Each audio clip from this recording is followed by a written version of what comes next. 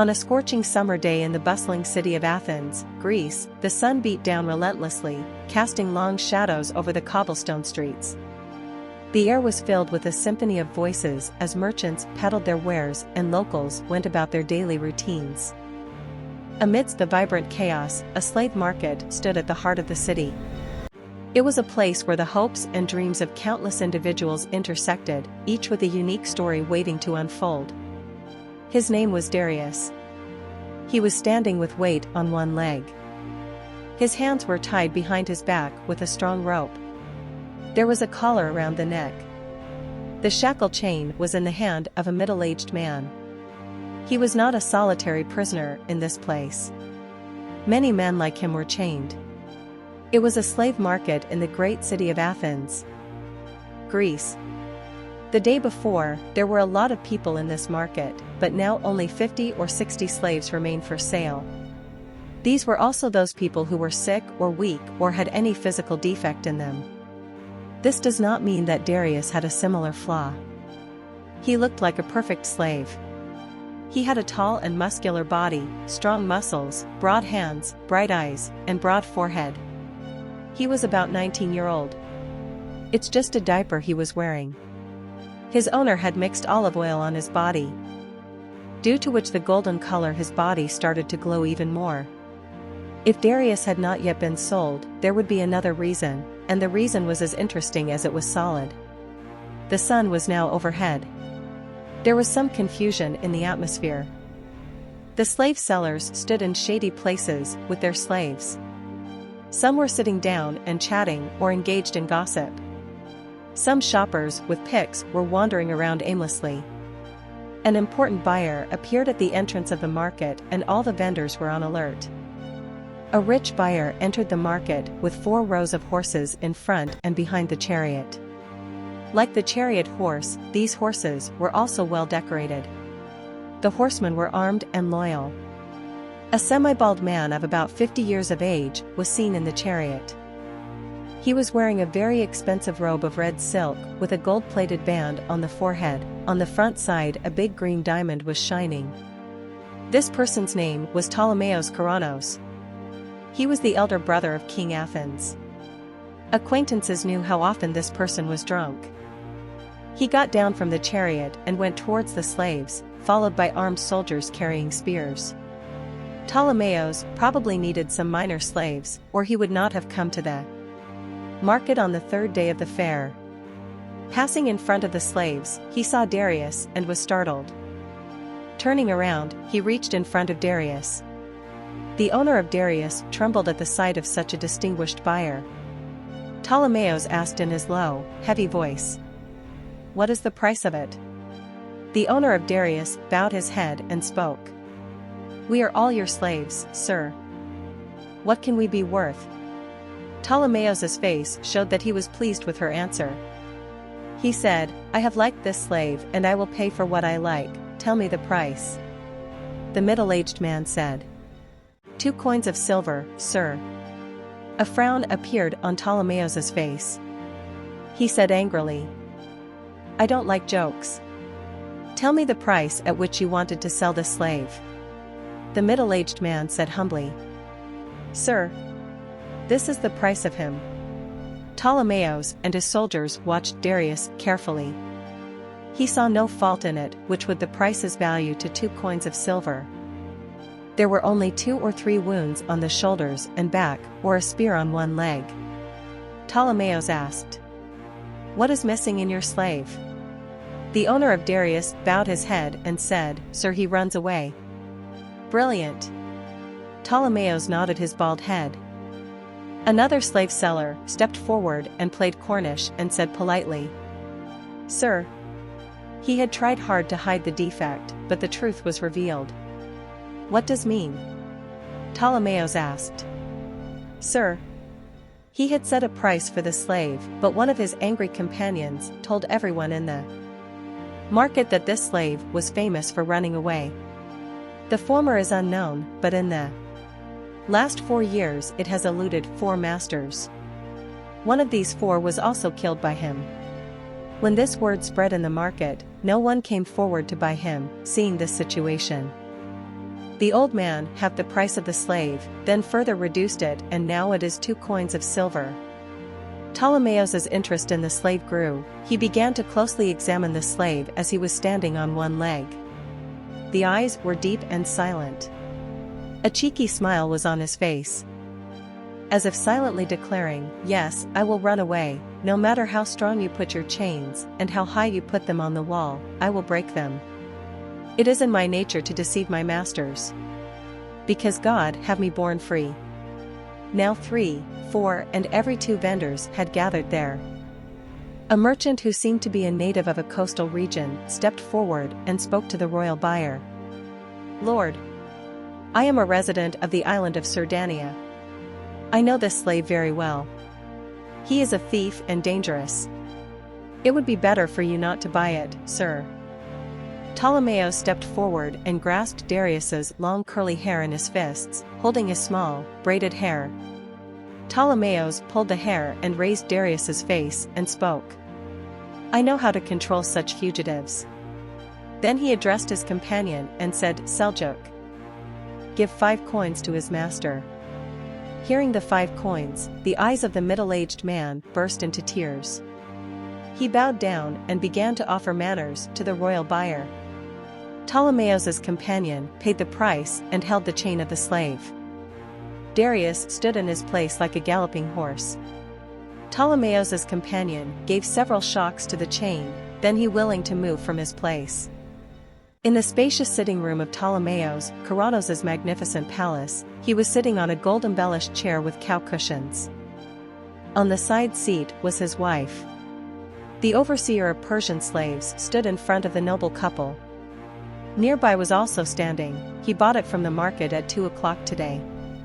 The shackles were removed from his neck and the handcuffs. Ptolemaeus' face could tell that he was in a happy mood. He took a few sips of the intoxicating drink from the silver cup and looked the slave in the eyes and spoke. "What do you think, will you escape from these walls?" Darius remained silent in response to this question. Ptolemaeus roared, "Answer my words." Darius's face showed signs of stubbornness and arrogance. He said with satisfaction, "Yes, sir, your bonds cannot stop me. You have bought me now. There are only 2 options: either you will kill me or I will run away." Ptolemaeus looked first at the superintendent and then at his wife as if to say, "Eye to eye, look what I bought." Ptolemaeus' wife Penelope said to Darius, "You fool, this is not the house of a merchant or a sailor, but the house of the brother of the king of Athens. It is not easy to escape from here." Darius said in his satisfied voice, "Never have I done an easy task either." Having said this, he was silent for a moment, then bowed his head and spoke. "It's a pity, you better get this money from someone. If you keep me, your losses will increase." "What does mean?" Ptolemaeus asked. "The meaning is clear: you will feed me and hope that I will work for you, but I'll not do anything, and if you tie me all the time so how I can work, and if you untie me, I will run away." "Brilliant." Ptolemaeus smiled, "You are the trouble.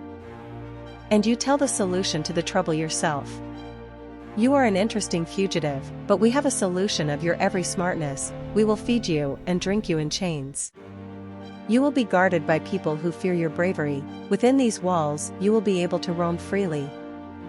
And you will also be able to fulfill your passion for running. But remember one thing: after every unsuccessful attempt to run, the decision will really get a punishment of at least 100 hunters and 10 days of starvation. Now tell me, are you sanctioned?"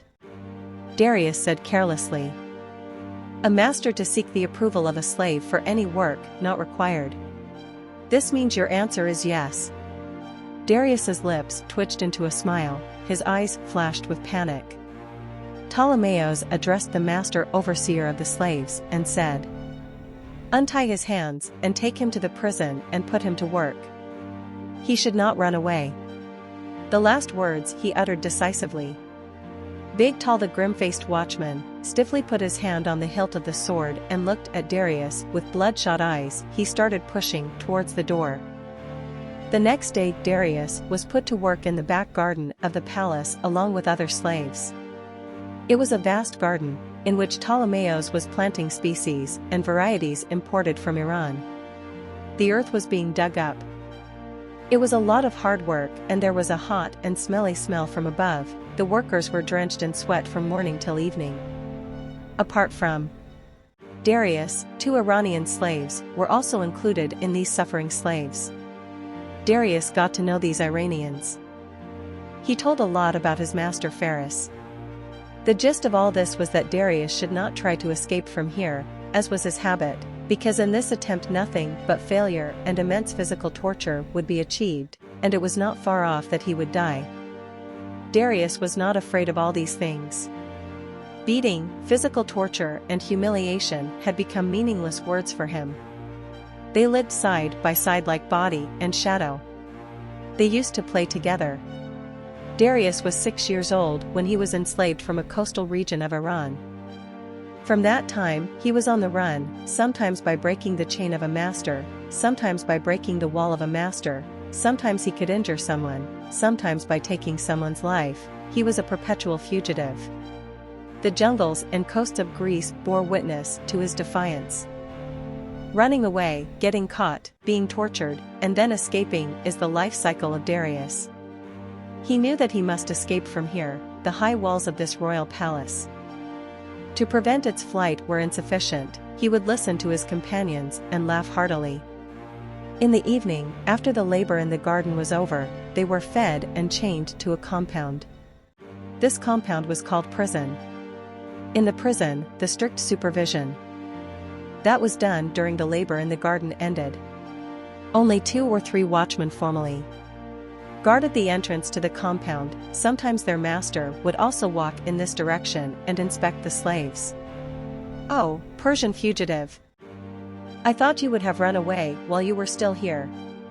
The security guards who came with Ptolemaeus also looked at him with smiling eyes, as if saying that there was a big claim to run away. "Why don't you run away now? Where did your trick go?" Yes. He wanted to show all those onlookers by doing something now, but then Darius controls his emotions and sit in silence. Insensible movement like a pile of dirt or a tree stump. He may not have learned anything else in the last 9 years of running, but he had learned to hide his innermost feelings. It had been 21 days since Darius had come into the possession of Ptolemaeus. When he got the chance he was waiting for, it was a stormy night. Clouds had started falling since evening, a strong wind started blowing last night. All the torches that lit the outer wall of the compound were extinguished. With great satisfaction, Darius removed from his hair the strange tweezers, one end of which was like a corroded iron wire. He got busy opening his shackles lock with the help of those tweezers. It was a strong and heavy lock. The mind did not believe that Darius would be able to open the lock with this small wire. However, his behavior was unusual. He was busy with his effort for a long time, and finally it became. The lock opened with a dull thud. Despite the lock being opened, the other end of the chain was at his feet. He took the chain and put it on his shoulder and walked silently to the compound wall. His movements were jerky, and the pupils of his eyes were moving rapidly. The height of the wall was quite high. To deal with this height, Darius had already decided a few days ago. A long piece of bamboo cut by a bug was lying under the trees in the compound. This bamboo was hidden under leaves at the root of the wall. Pushing through the darkness, he brought up the bamboo. Darius himself could have made such a leap. He put the chain on his shoulder around his neck and gave it a knot. Then she set his distance from the wall and ran and jumped through the bamboo. The next moment he was hanging from the wall like a monkey. He tried to save the bamboo from falling too. It was very difficult to walk on the wall in the strong wind. Darius barely covered the distance of 5 or 6 yards and reached the roof of the palace. Crouching, he walked towards the eastern end of the roof. He knew that he could easily jump from the temple to the side street of the palace. The success of this jump meant that he was freed from Ptolemaeus Karanos' captivity. However, he was so far from the temple, he had to stop. The sharp eyes of Darius had spotted some shadows moving. They looked alert and near. Darius fell face down on the roof and crawled towards the stairs, It would have been better if he had given up on going through the roof and had reached the ground floor of the palace and tried to get out through a window. He had tried this strategy on many houses before. Descending the stairs, he reached the part of the palace where there was a long line of concubines and maidservants. There was no guarding here. They were not far from the corridor where the rear windows of the huts opened. Darius thought that he should get out by entering an empty tank. Suddenly, he heard a faint voice from someone nearby. A woman spoke with a sissy. Darius tried to look through a crack in the window. He was able to see the interior. There was a chest that contained the modest necessities of a woman. 2 chests each hanging on wall, some women's clothes, an old statue of the god, a ring, and some vessels. A woman who looked like a simple servant was sitting. In her lap was a 3-4-month-old child. Another child of the same age was lying on 4. Probably the 2 children were twins. Apart from these 3 souls, there was another person in the room. It was a maiden, but seeing her, Darius was filled with tears in his eyes. He felt as if he was having a strange dream. It became difficult for Darius to handle the heartbeats. He felt that someone had poured the world's fastest drug into his body. That maiden looked like a celestial being. Her immense beauty had the ability to humble the eye and mesmerize the mind. He cried out in his heart, "O Creator of the universe! What am I seeing? How can so many human impressions contain so much beauty? Can anything be so absorbing and a figure so beautiful?" A strong gust of wind came. The candles in the candlestick in the room trembled. The maiden's head waved, and her face was hidden in the veil.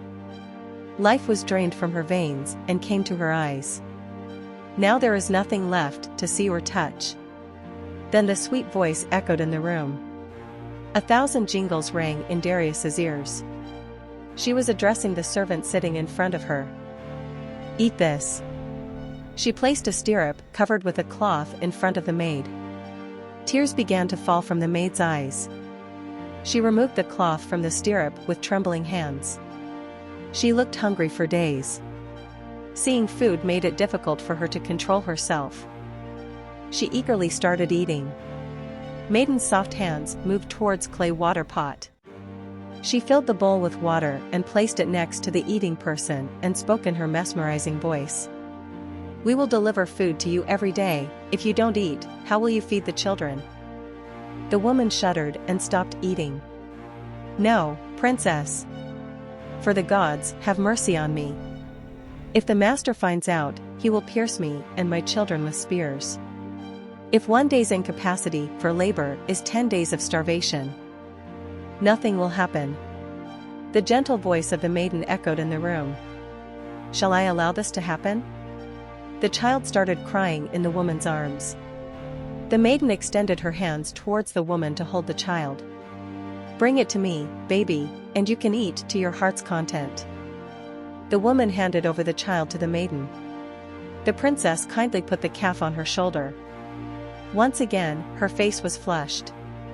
Like a single sun shone in the dark night. Darius's eyes began to glaze over.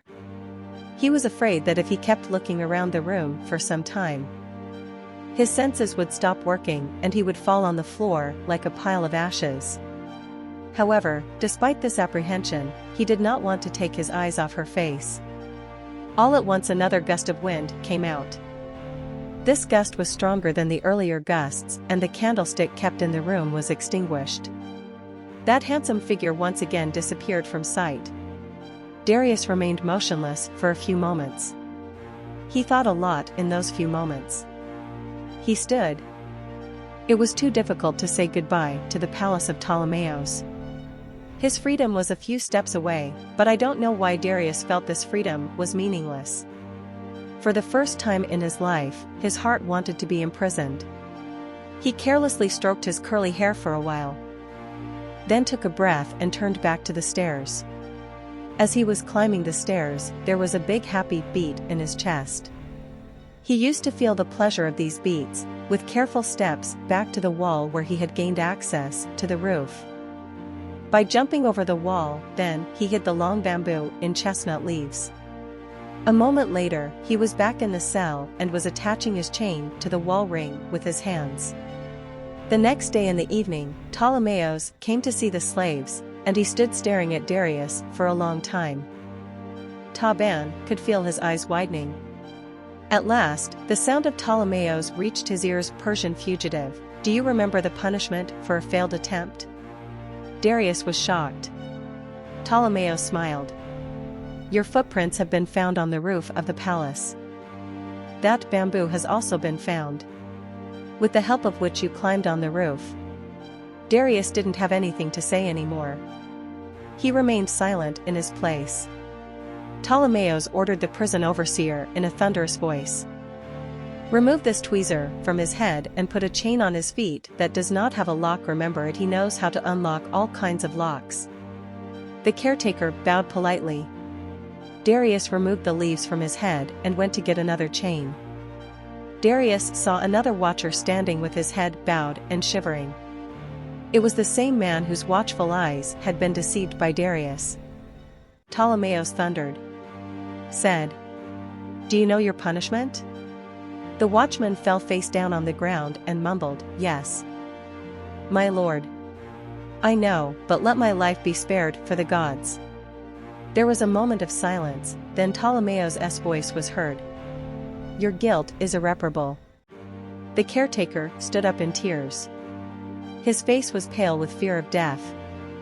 Darius felt as if he had become a living corpse in an instant. A hunchbacked man stepped forward and whispered in the ear of caretaker. After that, the watchman silently climbed the stairs and went to the roof of the prison, and from there jumped on a black stone and died. This scene of suicide was as sudden as it was shocking. Suddenly, a person was on the brink of extinction. The faces of Darius and the other slaves trembled with deep shades of sadness. While leaving the prison, Ptolemaeus ordered that Darius be given 100 lashes and sentenced to 10 days of starvation. The next day, Darius received 100 lashes. These were no ordinary lashes. The skin on the back was torn in pieces and the blood flowed to the heels. However, Darius took all these whips in one go, and the whippers were amazed at his tenacity. Later, Darius was put in solitary confinement for 10 days. At 8 o'clock, he was given a few sips of water and a quarter of a piece of bread. The torment of loneliness and hunger continued to add salt to Darius's bleeding wounds. He used to lie on the floor of the dark room and think. Did he really see a beautiful girl that night, or was it just his dream? Sometimes he thought it was Greek's beautiful goddess Story who secretly descended into people's homes in the dark nights and placed a mirror in front of the statue of Aphrodite, in which everyone who saw the image became the owner of eternal beauty. Or if she was the fairy who came down from Mount Olympus, who roamed the streets of the Yellow City all night long and gave lullabies to crying children. But can any fairy or goddess be so beautiful? Who was she? What was she doing there that night? Feeding a concubine in royal dishes, taking her child in her lap and talking about unlove and incest. What was all that? Ban's mind began to explode as he thought. When his solitary confinement was over, he was reunited with his companions. Daily activities started. Darius's eyes were always looking for this incomparable beauty on the walls and doors of the palace. He also listened to his colleagues. It turns out that Ptolemaeus has a young daughter. He heard that she is extremely beautiful, but few people can see her face. Not only male, but she also veils from women. Only his beautiful eyes remain outside the veil. That's why some people think that he is not beautiful but ugly. She has an ugly scar on her face that she tries to hide. The princess's special slaves and maids are always on the lookout for people who need any help. She herself does not miss such an opportunity. Everyone agrees that the princess has a very pure soul. Darius's Iranian colleague said while narrating an incident. A few months ago, the princess stopped eating and drinking to ask her father to spare the lives of 2 servants. When she stayed for 3 or 4 days, there was chaos in the palace. All the slaves and servants of the palace supported the princess and started starving. On the sixth day, the masters had to kneel and spare the lives of the two slaves. There are countless incidents that have happened. At such a young age, everyone is blessed with such kindness. The desire to see the princess was increasing day by day in Darius's heart. But from these doors and walls it was far away where this beautiful girl used to pass. The work of the garden had been completed, and today, he was working outside the palace with colleagues. A trench was dug on three sides of the palace was going. This trench was 3 feet wide and twice as deep as a normal canal. From 40 to 50 slaves were busy digging it from morning till evening. Darius had noticed that similar trenches were being dug around the houses of a few other nobles. The front door or wall of some houses was also being strengthened. Darius understood the reason for these preparations. In fact, rumors were circulating in the city that a major attack on Athens was imminent. The attackers were said to be people from a Macedonian city called Pella, and their chief was called Alexander. Darius knew very little about Alexander. Yes, he had heard the name of Alexander's father, Philip, many times.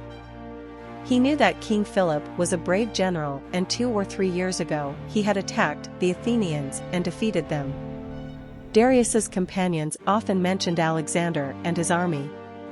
They believed that Alexander, although he was young, would prove to be the right successor of his father, and if he became enraged and turned to Athens, no one could save Athens from defeat. One day when Darius and his companions were digging in the hot sun, and a few more slaves from the northern border joined them, he brought with him many reports of the northern frontier. He also had information about Alexander and his army.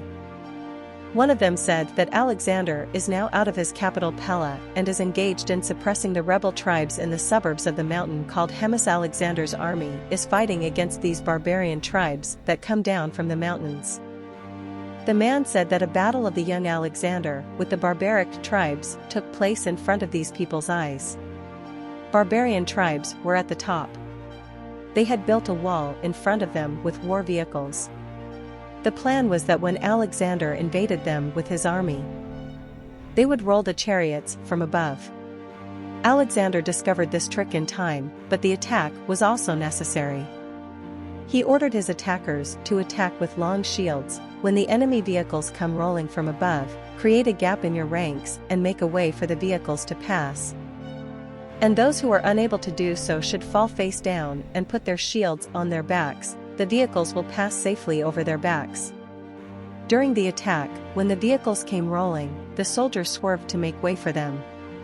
Where the roads could not be made, the soldiers covered their shields and lay down. This composition caused considerable damage. The army of Alexander attacked the enemy and crushed them. These and many similar incidents were being heard and narrated about Alexander. A battle raged throughout the city.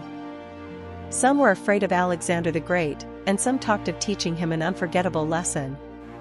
An atmosphere of strange uncertainty covered the city. It was a pleasant afternoon. The workers who opened the trench had an hour's rest. Darius sat down with his Iranian companion under the shadowy foot. The name of this Iranian was Hushmand. A few years ago, Hushmand tried to escape from one of his masters. As a punishment, his toes were cut off, so Hushmand walked with a slight limp. They both sat in the shade and started talking. Hushmand asked slowly, "Now what day do you intend to run away?" Darius said, "I'm tired of running." Hushmand said, "Until a few days ago, you did not think this." Darius said with a sigh, "Understand this." A noise was heard. 2 distraught men came running and told the slave overseers some important news. A few slaves and servants also stood by to hear this news. Small crowd gathered at the edge of the trench. Hushmand said, "I'm coming to hear what's going on." He limped into the crowd, and after a few moments, he returned to Darius, facing each other. "What happened?" Darius asked. "Ask what hasn't happened." Hushmand answered in a trembling voice.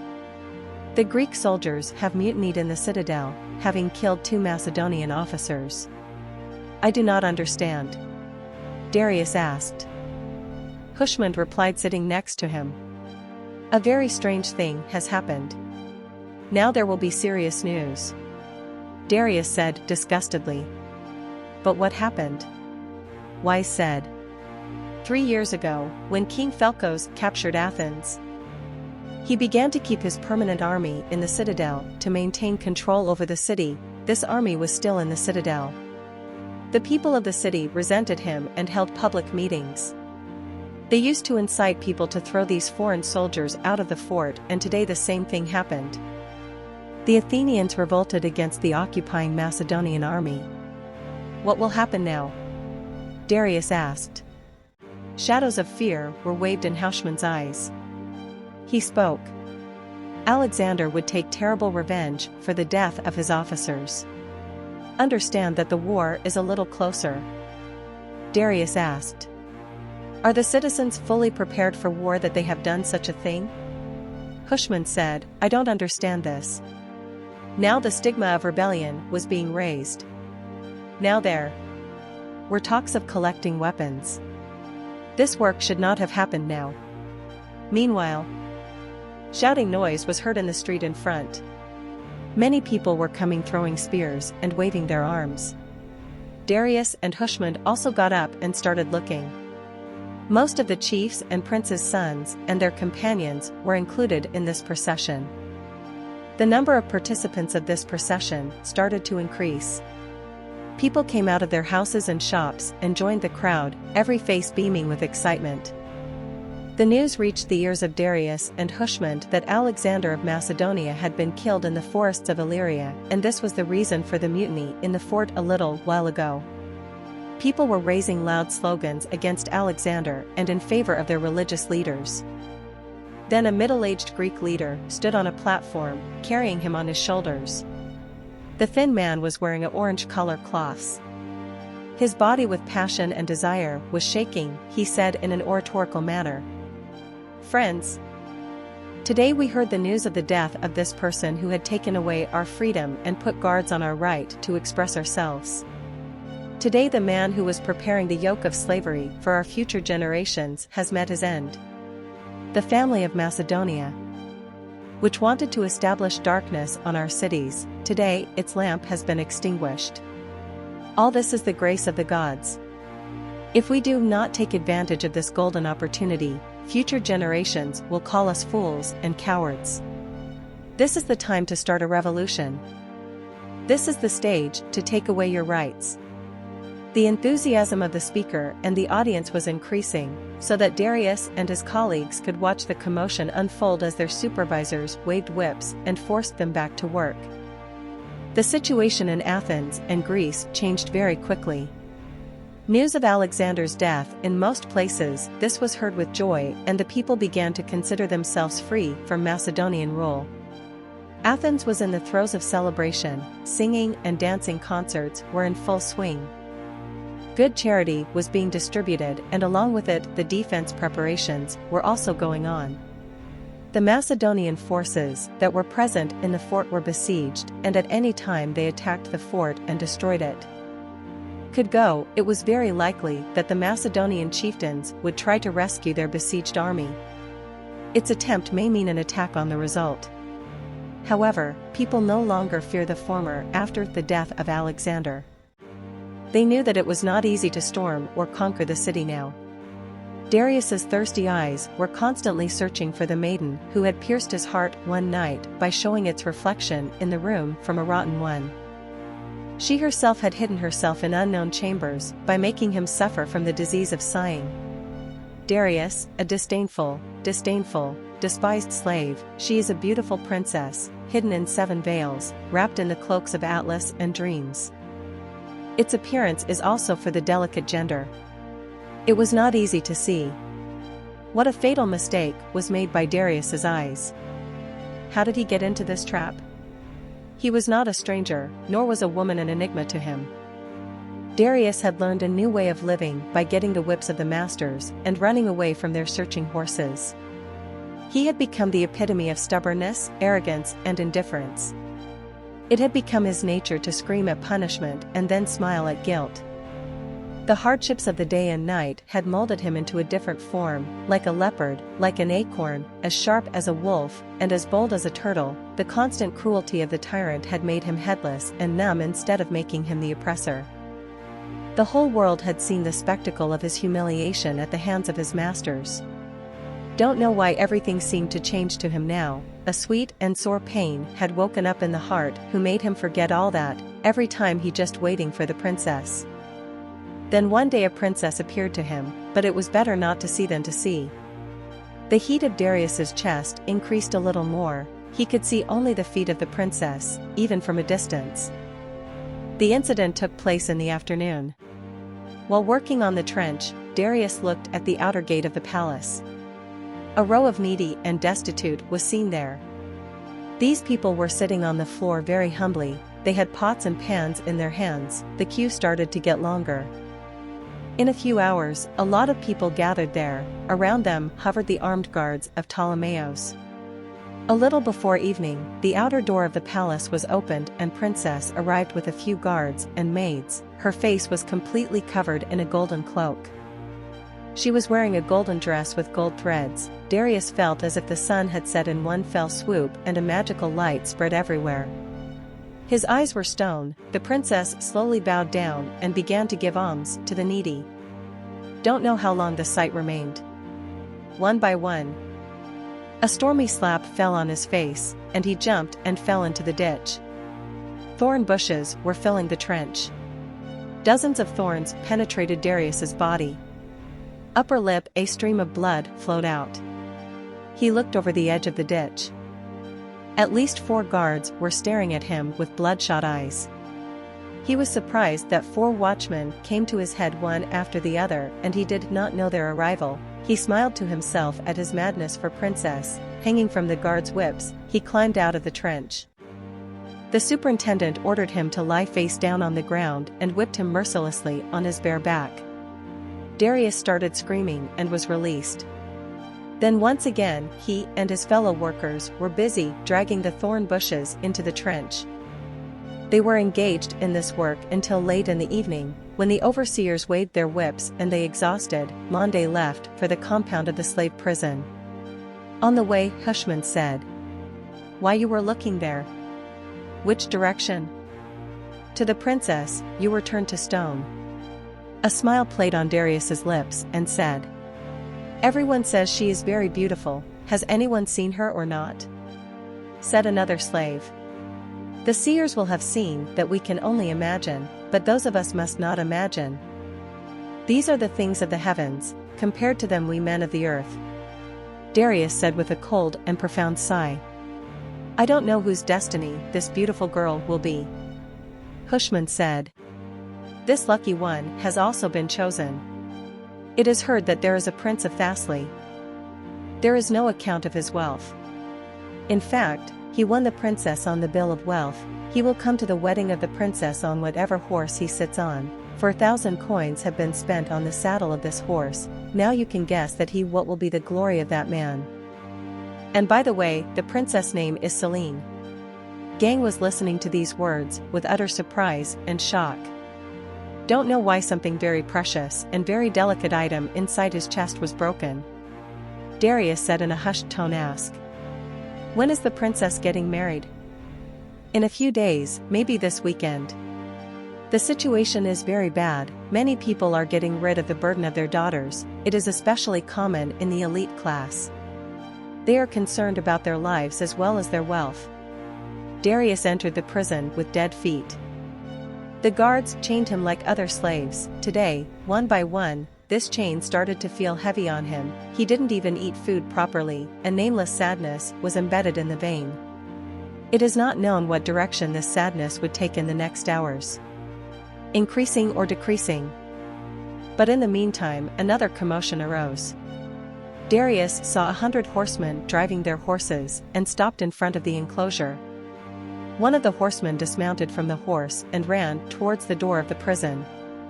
The watchman was lighting candles at the door of the prison. The horseman inquired where Ptolemaeus Karanos would be. The watchman replied that he had come on patrol a while back and now he has gone to the garden. The horseman left for the back garden as quickly as he had come. It was clear that he had brought some special news from the royal palace. There was a strange commotion in the palace, the guards were coming in and out with fast steps. After a while, the same indecisiveness began to be seen in the prisoners of war. Meanwhile, a prisoner looked towards the western horizon and cried out, "What's this?" Every prisoner in the compound followed his gaze. A cloud of dust was visible on the horizon in the early evening. Darius also saw this dust. He knew that such a scene appeared before a storm or during the invasion of a large army. He lay face down on the ground and put his ear to the soil and started listening. He felt a buzz. His blood rushed through his veins. An army was advancing rapidly towards the city. What kind of army was this? They were anime or friends. What was their number? Many questions echoed in Darius's mind. Then the terrified faces of the villagers turned in his gaze. His heart cried out, "This is the Macedonian army, which has come to the aid of its besieged friends." The same state of anxiety remained in the palace till the second part of the night. Rumors continued, and various rumors continued to circulate. At the hour of midnight, the Athenians were hearing the encouraging news that a large Macedonian army had camped in front of the city and all the gates of the city were closed for safety. The seriousness of this news was twofold. There was one more piece of news to convey, and that was that Alexander, the son of Philip, was alive and leading the army. The Athenians smelled snakes when they found Alexander in front of them. Until yesterday, whose death was being celebrated, today his life was being mourned. A fake news made the people of the city face the biggest test of their lives. A wave of fear had gripped the entire city. Athenians were remembering their mistakes. They had made and heard inflammatory speeches against Alexander. They were determined to collect weapons and build an army. They killed 2 of his important officers and staged an open revolt by attacking the fort. Now what will be the end of this revolt? Thinking this, their soul was dying.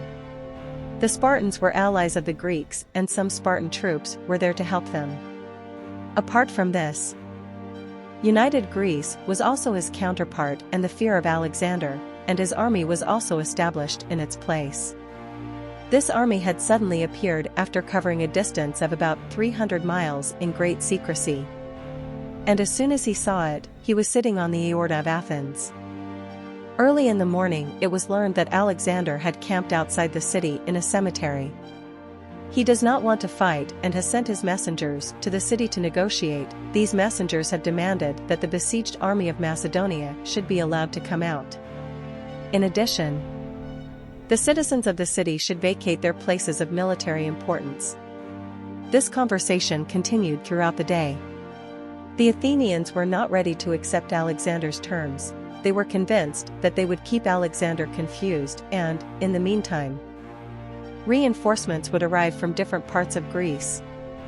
They offered a condition that if Alexander wanted to make peace, he would hand over 2 of his fellow chieftains to the administration of the city.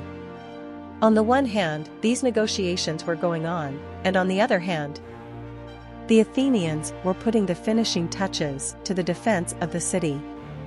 The city was surrounded by a wooden wall. A few broken parts of this wall were repaired several days ago. Now defensive weapons were piled up on this wall. All the nobles had put all their strength into preparing for the battle. The master of Darius also toyed with the chains of his slaves and put special iron bracelets on their necks. The identity of the slave and the name of his master were written on these bracelets. The purpose was that if a slave tried to escape by taking advantage of the tumult of the war, he could be found later. Ptolemaeus sent all his powerful slaves under the leadership of to the fort. Darius and Hushmand were also among this group of slaves. They saw someone opening the oil somewhere, and somewhere stones were being piled for stoning, somewhere arrows. The armed Greeks were busy fixing their fronts on the wall. Like other slaves, Darius and Hushmand were also made to pull the yoke and carry the weights. This engagement continued all day and all night. The next day, early in the morning, the skirmishes started. From time to time, slogans started resounding and arrows started raining. The Athenians were well satisfied with their defense. But at 2 o'clock, the heart-rending news was received that one of Alexander's generals, Dicas, had broken through the wall from the east by vigorous attack, and that the Macedonian army was rushing into the city like a rapid relay. Entering, there was chaos in city. The Greek generals rushed their troops towards the broken wall. At the same time, Alexander also rushed to the aid of Dicas. By the time Darius reached the battle, the apocalypse had already occurred. The Macedonian army was rushing in like a torrent at the mouth of a mountain stream, and Greek soldiers were trying to stop it in line after line. The spears were shining.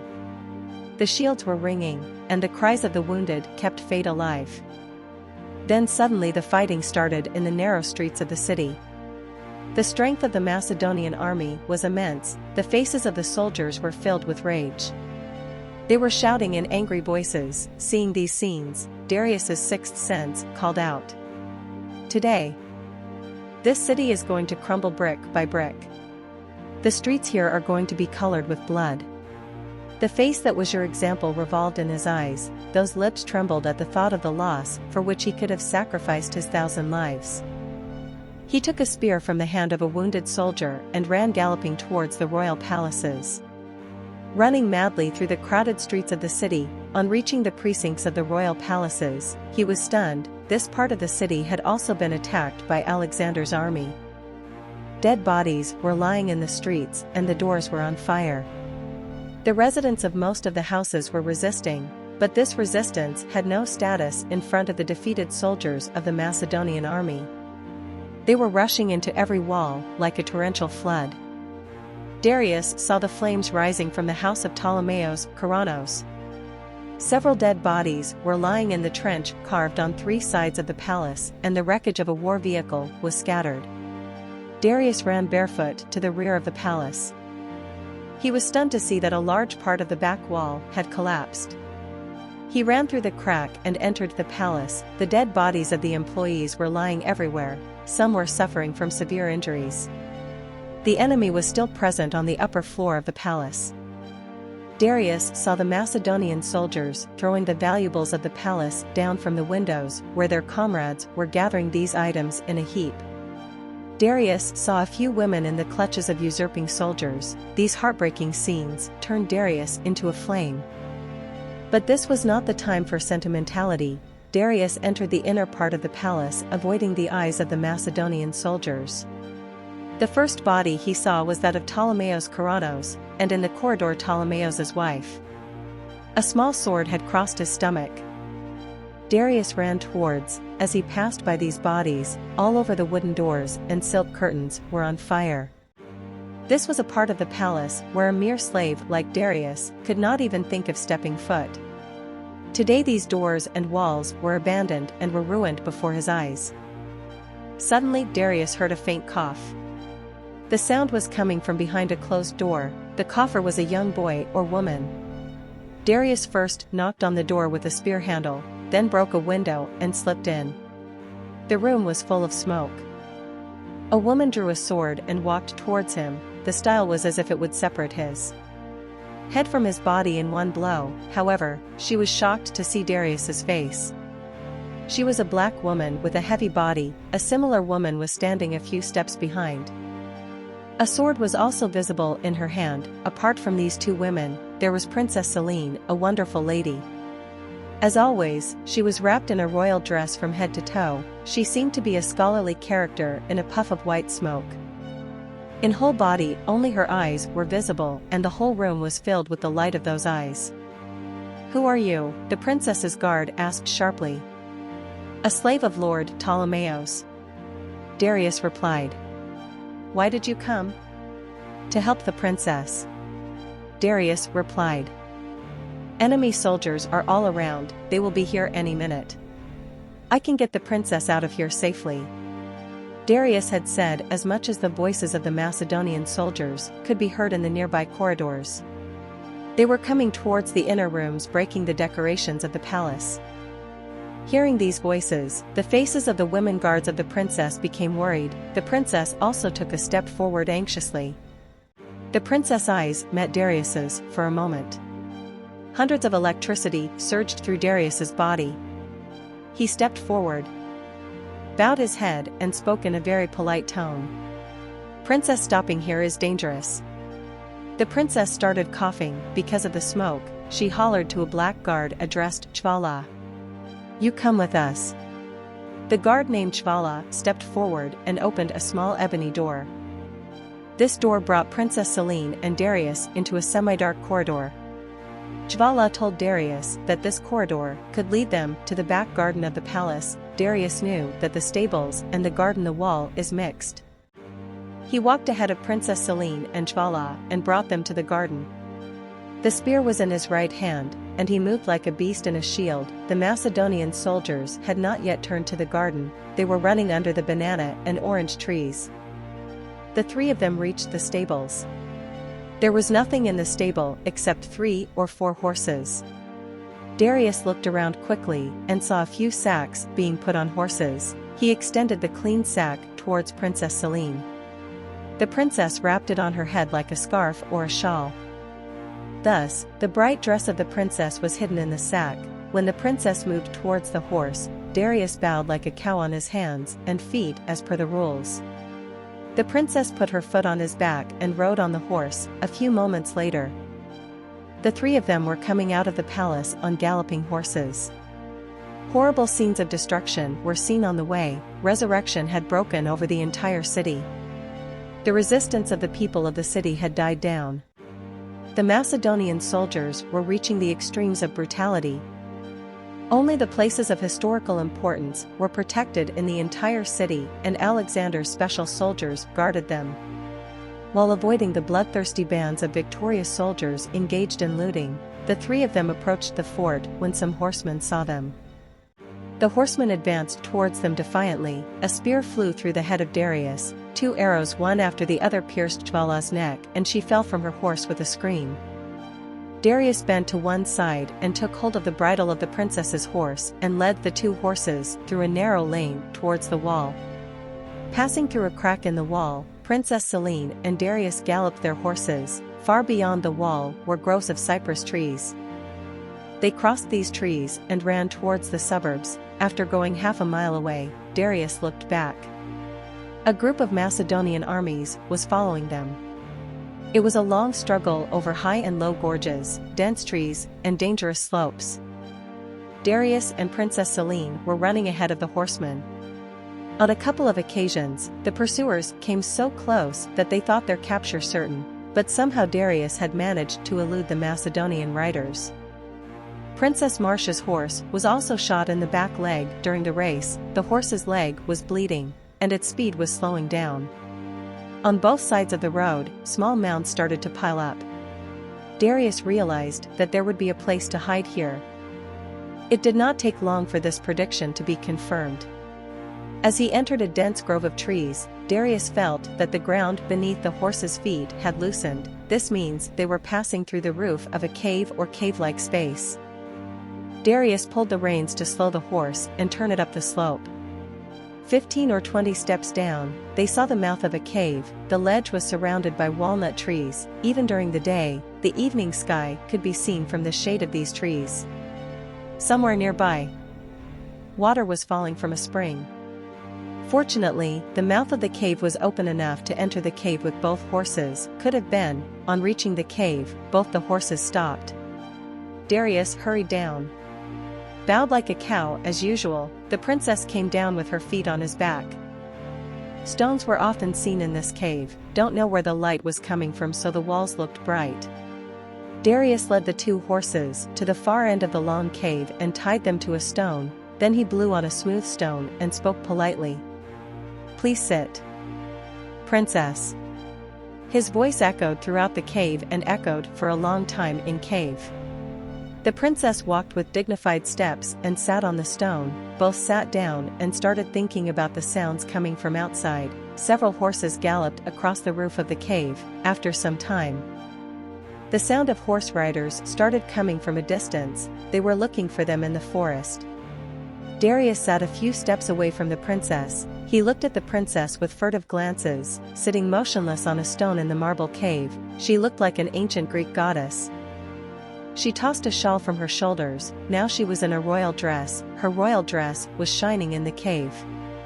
Until yesterday, Darius had not imagined that he would be sitting in a marble cave in a dark walnut forest with a Greek princess. The heart of the Taliban wanted them to sit in the cave like this for centuries. This cave was filled with fragrances. Then the divine voice of the princess echoed in the cave, and it seemed as if every stone of the cave rang like a bell. Her voice was extremely soft and elastic. She spoke, "Is there anyone else in this cave besides us?" Darius looked around, startled by the charm of the voice, and his intuition confirmed it that the princess was sharper than that. A third person was also present in the cave.